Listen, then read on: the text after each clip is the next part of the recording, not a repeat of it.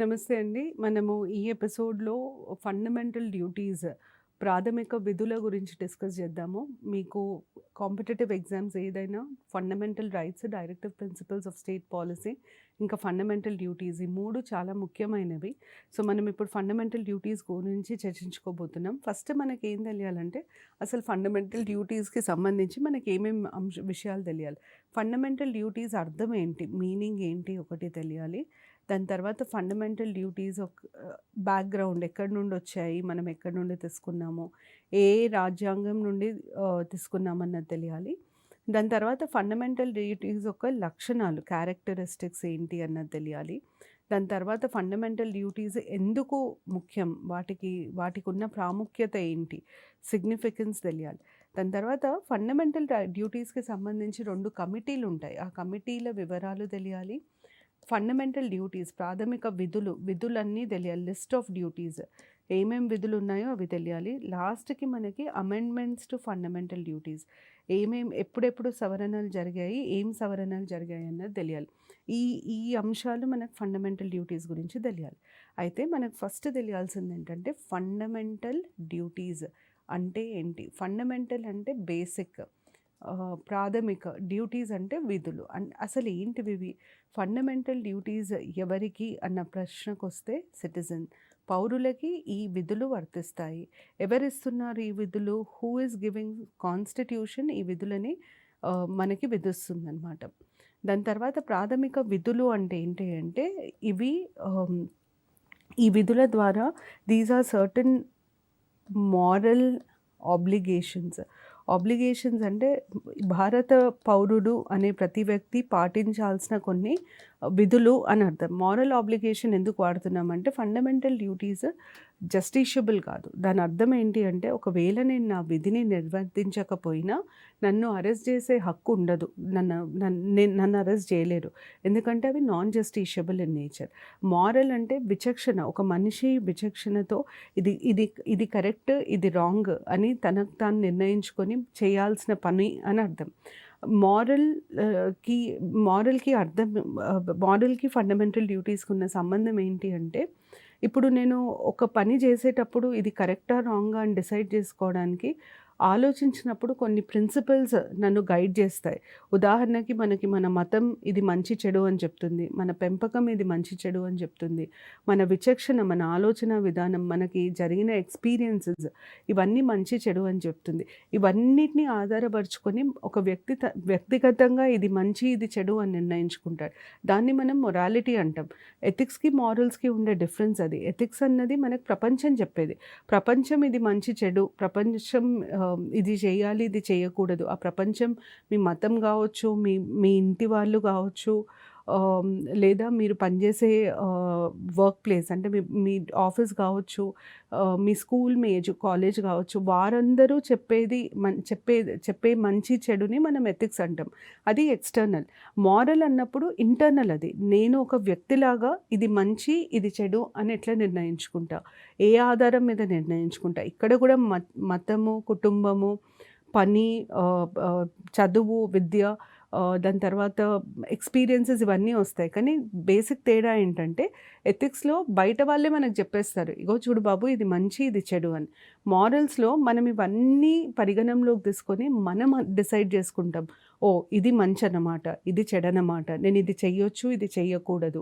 ఆ విచక్షణ, మనిషిలో ఉండే ఆ విచక్షణను మనం మొరాలిటీ అని అంటాం. అయితే ఫండమెంటల్ డ్యూటీస్ మనకు ఆ విచక్షణనిస్తుంది.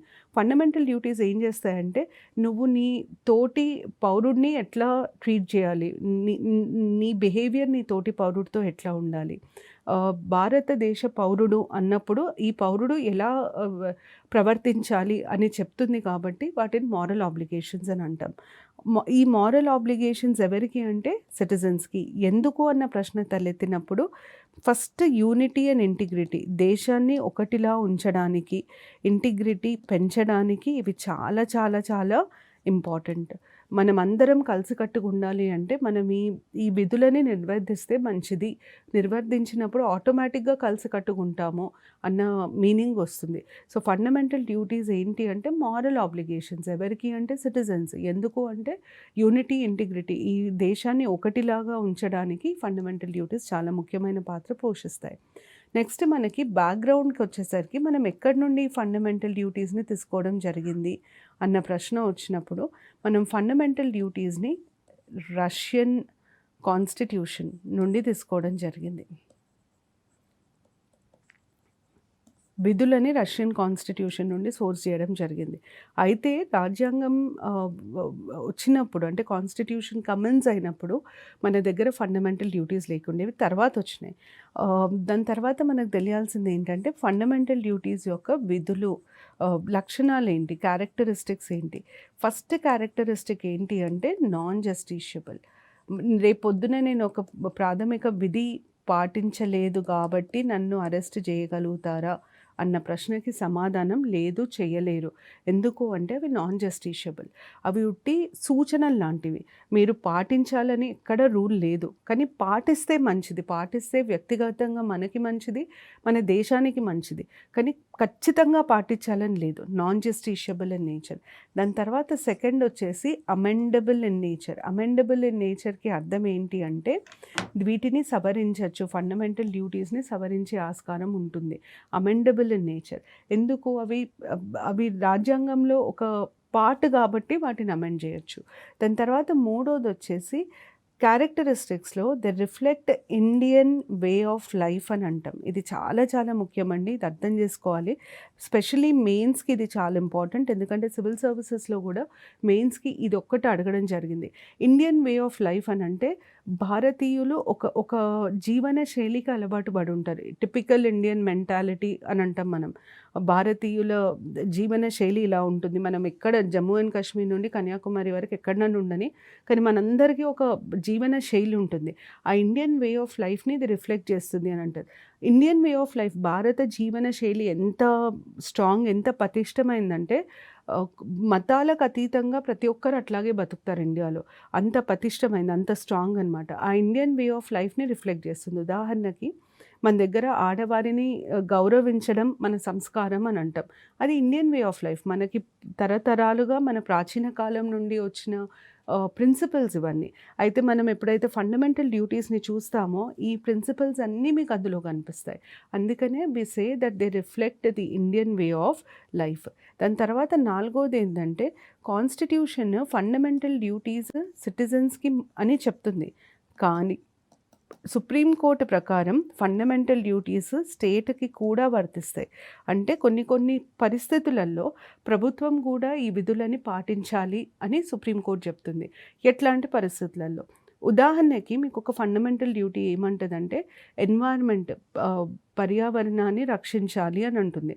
ఆ పర్యావరణాన్ని రక్షించేంత బలము ఒక పౌరుడికి ఉంటుందా, రాష్ట్రానికి ఉంటుందా అంటే రాజ్యానికి ఉన్న బలం పౌరుడికి ఉండదు.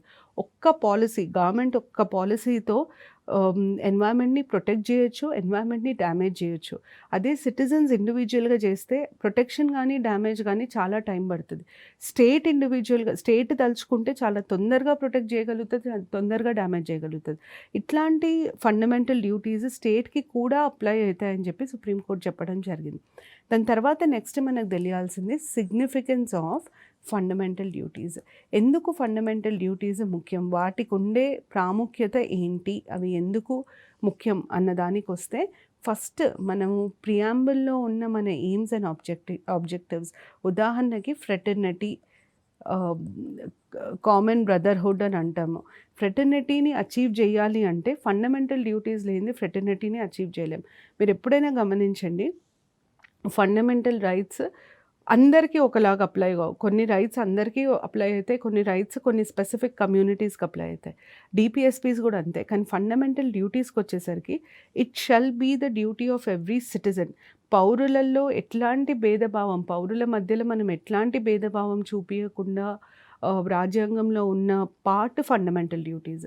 ఫండమెంటల్ డ్యూటీస్ ఒక ముఖ్య ఉద్దేశమే అందరినీ ఒక దగ్గరికి చేర్చడం, అంటే యూనిటీని బిల్డ్ చేయడం. మీరు ప్రియాంబుల్‌లో ఫ్రెటర్నిటీ అన్న పదం చూసుకుంటే fraternity to ensure dignity of individual and unity and integrity of the country అని అంటారు. So unity and integrity of the country తీసుకురావడానికి ఫండమెంటల్ డ్యూటీస్ ఇంపార్టెంట్. దాని అర్థం ఏంటంటే ప్రియాంబుల్‌లో ఉన్న ఎయిమ్స్ అండ్ ఆబ్జెక్టివ్స్ని మనం అచీవ్ చేయాలి అంటే కంపల్సరీగా ఫండమెంటల్ డ్యూటీస్ని పాటించాలి. రెండవది, నేను ఇంతకుముందు మీకు చెప్పినట్టు reflects Indian way of life అని అంటాం. ఇండియన్ వే ఆఫ్ లైఫ్ అనే పదంకి ముఖ్య మీనింగ్ ఏమొస్తుంది అన్నది నేను ఇంతకుముందే చెప్పిన. ఇండియన్ వే ఆఫ్ లైఫ్ని రిఫ్లెక్ట్ చేస్తుంది. ఇది రెండో reason why it is important. మూడు ఏంటంటే ఫండమెంటల్ రైట్స్కి, ఫండమెంటల్ డ్యూటీస్కి, డిపిఎస్పీస్కి సంబంధం ఉంటుంది. ఎట్లాంటి సంబంధం అంటే they correlate and support each other. ఒకరినొకరు సపోర్ట్ చేస్తారు. ఫండమెంటల్ రైట్స్, డ్యూటీస్, డిపిఎస్పీ అని అంటారు. కొన్ని ఫండమెంటల్ డ్యూటీస్ డిపిఎస్పీస్కి సిమిలర్గా ఉంటాయి. కొన్ని ఫండమెంటల్ డ్యూటీస్ ఫండమెంటల్ రైట్స్ని సపోర్ట్ చేస్తూ ఉంటాయి. ఫండమెంటల్ రైట్స్ బేసిక్గా మీరు ప్రాథమిక హక్కులు చూసుకుంటే ప్రాథమిక హక్కులకి కొన్ని పరిధులు ఉంటాయి, కొన్ని రిస్ట్రిక్షన్స్ ఉంటాయి. అబ్సల్యూట్ కాదు అది. నాకు వాక్ స్వాతంత్రం ఉంది కాబట్టి నేను ఎట్లా పడితే అట్లా మాట్లాడతాను, నేను ఎవరి గురించి ఏదైనా మాట్లాడతానంటే కుదరదు. ఎదురు మనిషి మన మీద పరువు నష్టం దావా వేయొచ్చు. సో అట్లా కొన్ని రిస్ట్రిక్షన్స్ ఉంటాయి. మీరు ఎప్పుడైతే ఫండమెంటల్ రైట్స్ మీద ఉన్న రిస్ట్రిక్షన్స్ని ఫండమెంటల్ డ్యూటీస్తో కంపేర్ చేస్తే రెండు ఆల్మోస్ట్ సేమ్ ఉంటాయి. అలాగే నేను మీకు ఇంతకుముందు ప్రొటెక్షన్ ఆఫ్ ఎన్వైర్న్మెంట్ గురించి మాట్లాడినా.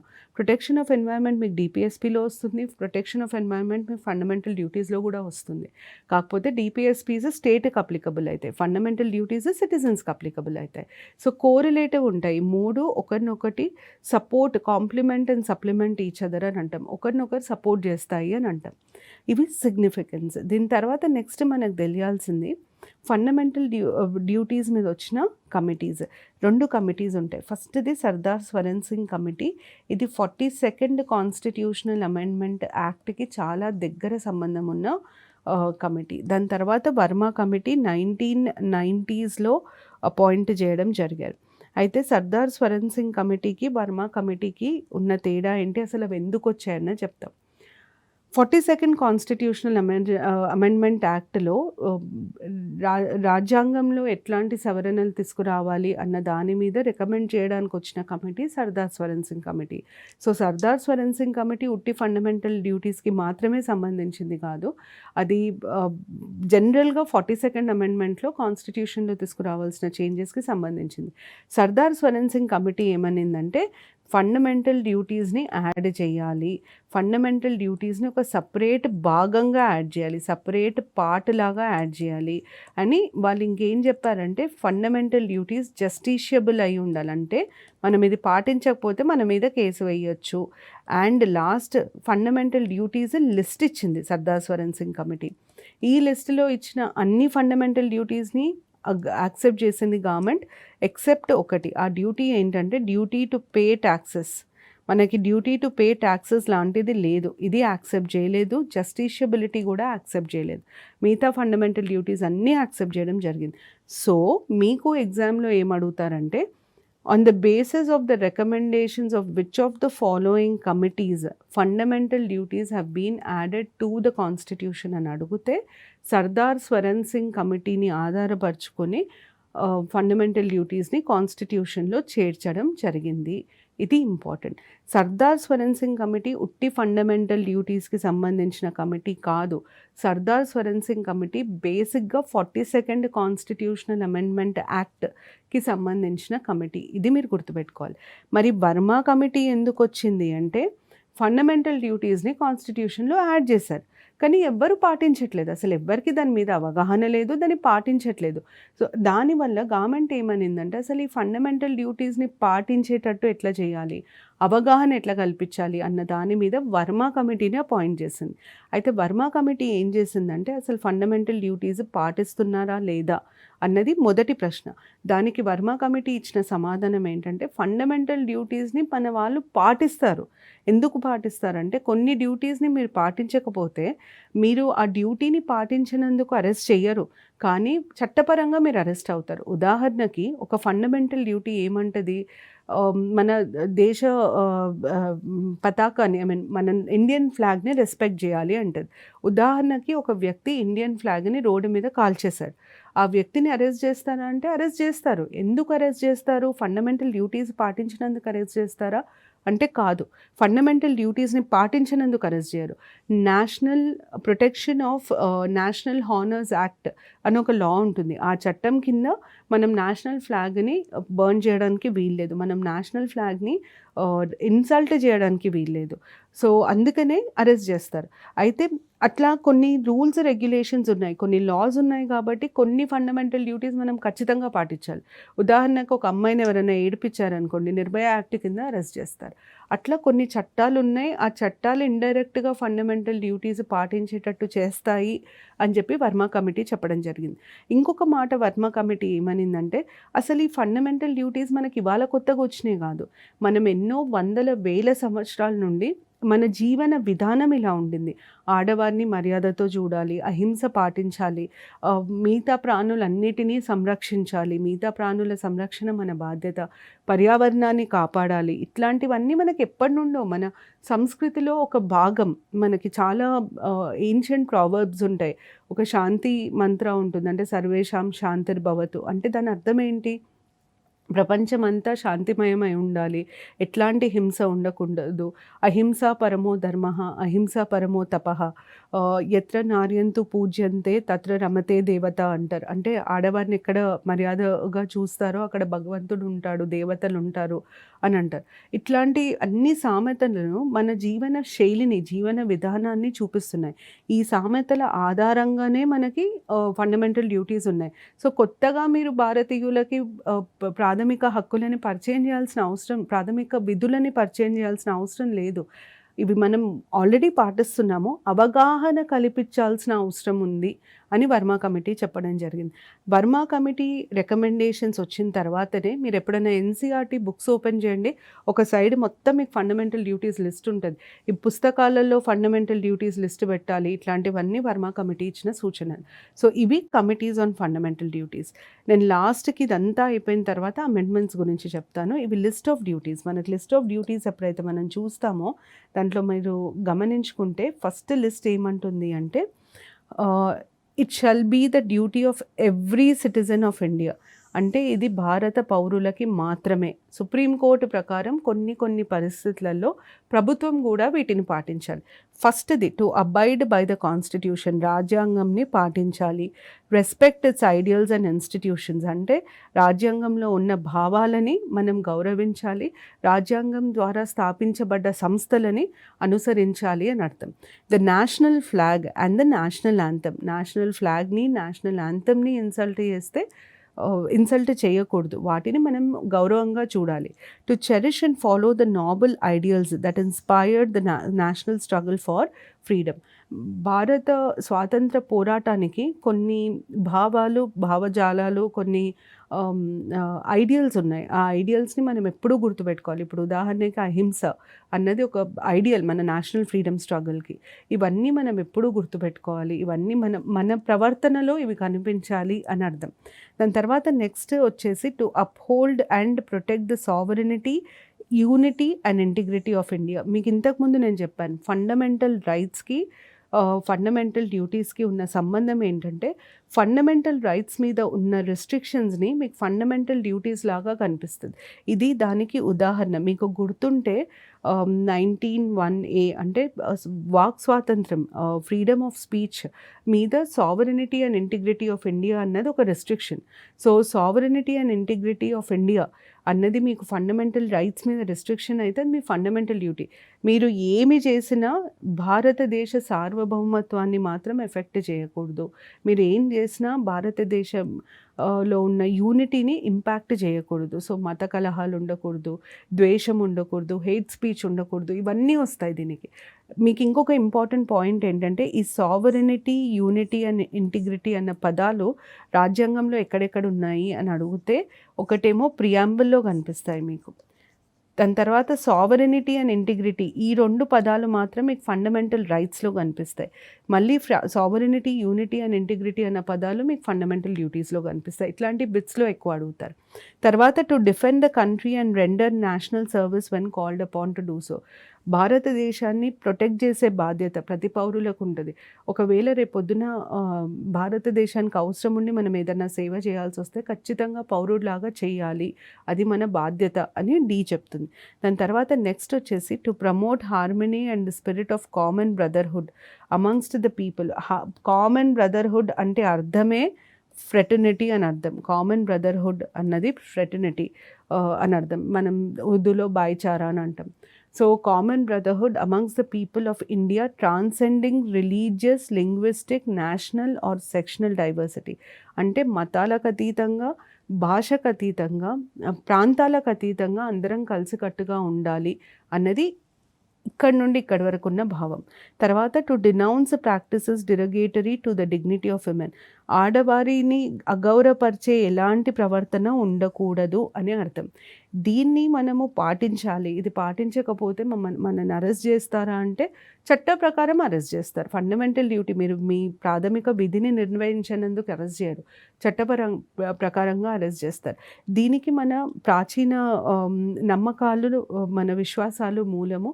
నేను ఇంతకుముందు చెప్పినట్టు ఎక్కడైతే ఆడవాళ్ళని గౌరవిస్తారో అక్కడ దేవతలు నివసిస్తారు అన్న ఆ నమ్మకానికి ఇది ఆ నమ్మకం ఆధారంగా వచ్చిన ఫండమెంటల్ డ్యూటీ ఇది.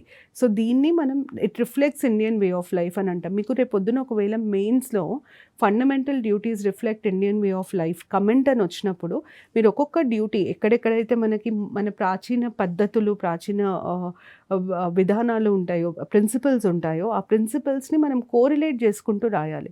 సో ఇది రాసి దీనికి పక్కన రెస్పెక్ట్ విమెన్ అన్న ఆ కాన్సెప్ట్ మనకి ఎప్పటి నుండో మన బేసిస్ మన కల్చర్లో అన్నది రాయాలి. దాని తర్వాత next to value and preserve the rich heritage of our composite culture. దీన్ని మీరు to protect our national monuments అన్న డైరెక్టివ్ ప్రిన్సిపల్కి రిలేట్ చేసి చూడొచ్చు. ఒక దిక్కు కాన్స్టిట్యూషన్ స్టేట్కి ఏం చెప్తుందంటే స్టేట్ మన నేషనల్ మాన్యుమెంట్స్ని ప్రొటెక్ట్ చేయాలి అని చెప్తుంది. ఇంకో దిక్కు సిటిజన్కి ఏం చెప్తుందంటే సిటిజన్ మన హెరిటేజ్ని, మన కల్చర్ని ప్రొటెక్ట్ చేయాలి అంటుంది. హెరిటేజ్ అన్న పదం వాడినప్పుడు దాంట్లో అతి ముఖ్యమైన పాత్ర పోషించేది చారిత్రాత్మక కట్టడాలు. సో మనం ఎప్పుడైనా ఏదైనా చారిత్రాత్మక కట్టడం దగ్గరకు పోయినప్పుడు మనకు ఒక చాలా మంచి షోక్ ఏముంటుంది అంటే మన పేర్లు రాసొస్తామాడ. అట్లాంటివి చేయకూడదు. అవి మన హెరిటేజ్కి ప్రతీక, మన సంస్కృతికి ప్రతీక. అట్లాంటివి చేయొద్దు అని అర్థం దీనికి. దాని తర్వాత to protect and improve the natural environment. ఇక్కడ ఇచ్చిన పదాలు మీరు గుర్తుపెట్టుకోవాలి. Forest, lakes, rivers and wildlife. ఇది మళ్ళీ నేను మీకు ఇంతకుముందు చెప్పిన డిపిఎస్పికి రిలేట్ అవుతుంది. Protecting environment is a duty of the citizen. Protecting environment is the responsibility of the state according to the constitution. Directive principles కింద స్టేట్కి గవర్నమెంట్ కాన్స్టిట్యూషన్ ఏం చెప్తుంది, మీరు పర్యావరణాన్ని పరిరక్షించాలి అని చెప్తుంది. అలాగే పౌరులకు ఏం చెప్తుంది, ఫండమెంటల్ డ్యూటీస్ కింద మీరు పర్యావరణాన్ని పరిరక్షించాలి. And to have compassion towards all living creatures. ఇది శాంతి మంత్ర నేను ఇంతకుముందు చెప్పిన సర్వేషాం శాంతిర్భవతు. ఆ మంత్రం దీనికి ఆధారం. అందరూ సుఖంగా ఉండాలి, అందరూ సంతోషంగా ఉండాలి, సకల జీవకోటి సుఖంగా ఉండాలి అన్నదానికి దీనికి అది మీనింగ్ వస్తుంది. దాని తర్వాత నెక్స్ట్ వచ్చేసి to develop scientific temper, humanism, spirit of enquiry and reform. దీనికి ఇంపార్టెన్స్ ఏముంటుంది అంటే భారతదేశంలో చాలా రకాలైన సూపర్స్టిషన్స్, మూఢనమ్మకాలు ఉంటాయి. ఎప్పుడైతే మనం ఇప్పుడు ఉదాహరణకి చాలామంది ఏమంటారు, నల్లపిల్లి మనకు ఎదురు వస్తే మంచిది కాదు, మన దారిలో వస్తే మంచిది కాదు అని అంటారు. కానీ ఎవ్వరు ఎప్పుడు ఎందుకు మంచిది కాదు అని ఆలోచించారు. సైంటిఫిక్ టెంపర్ అంటే దాని అర్థం ఏంటి అంటే మనం సైంటిఫిక్ టెంపర్ అన్నప్పుడు ప్రశ్నిస్తామనమాట. ఎందుకు ఇది ఇట్లాగే ఉండాలి? ఎందుకు ఇది ఇట్లా ఉండకూడదు? ఆ రకమైన ఆలోచన ధోరణి వచ్చినప్పుడు మూఢనమ్మకాలకి తావుండదు. అందుకనే to develop scientific temper. Humanism అంటే వ్యక్తిని వ్యక్తిలాగా గౌరవించడము, మనిషికి ముందు విలువ ఇవ్వడం. దాని తర్వాత కులం, మతం, ప్రాంతం, భాష ఇవన్నీ వస్తాయి. తర్వాత స్పిరిట్ ఆఫ్ ఎంక్వైరీ, నేను ఇంతకుముందు అన్నట్టు ఎందుకు అని ప్రశ్నించడం చాలా ముఖ్యం. మీరు ఇప్పుడు చదివేటప్పుడు కూడా ఏదైనా టాపిక్ చదివినప్పుడు, కరెంట్ అఫైర్స్లో ఏదైనా చదివినప్పుడు మనము ప్రధాని ఇది అనౌన్స్ చేసేసారు, లేదా సీఎం ఇది అనౌన్స్ చేశారు, ఈ స్కీమ్ వచ్చేసింది, మనం ఒక అగ్రిమెంట్ సైన్ చేసినాము, లేదా ఇక్కడ ఒక వాయిలెన్స్ జరిగింది, ఇంతవరకే మనం వింటాము. దాని తర్వాత ఆలోచించాం. ఆలోచన ఎక్కడ మొదలవుతుందంటే అసలు ఇది ఎందుకు అవసరం వచ్చింది, ఇది రావడం వల్ల మనకు వచ్చే బెనిఫిట్ ఏంటిది, లేదా లాస్ ఏంటిది, ఇంతకుముందు ఏముండే, ఇప్పుడు ఇది ఏం చేయబోతుంది, ఇట్లాంటి ప్రశ్నలను మనం స్పిరిట్ ఆఫ్ ఎంక్వైరీ అని అంటాం. స్పిరిట్ ఆఫ్ ఎంక్వైరీ ఉంటేనే మార్పు ఉంటుంది. అంటే మనం ప్రశ్నించినప్పుడే అందులో ఉన్న తప్పులు, ఒప్పులు, లోటుబాట్లు తెలుస్తాయి కాబట్టి మారుతాం. So spirit of enquiry and reform important. దాని తర్వాత టు సేఫ్ గార్డ్ పబ్లిక్ ప్రాపర్టీని పరిరక్షించాలి. అబ్జూర్ వాయిలెన్స్ ఉండకూడదు. అహింస పరమో ధర్మ దీనికి బేసిస్. దాని తర్వాత to strive towards excellence in all spheres of individual and collective activity so that the nation constantly rises to higher levels of endeavours and achievement.